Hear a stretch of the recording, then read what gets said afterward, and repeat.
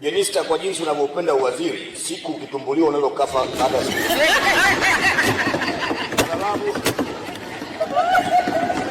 Huwezi kudefend kila jambo na defend kwa sababu huonekana.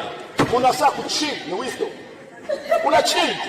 Wewe unajua mambo tunaongea unafahamu. Na ni hivi, hatufanyi ili mimi kuwa mbunge. Nimeshakuwa mbunge wa mbili.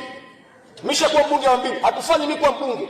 Tunaposema utawala bora katika tume huru ya uchaguzi, mheshimiwa, naomba niongezee muda tafadhali.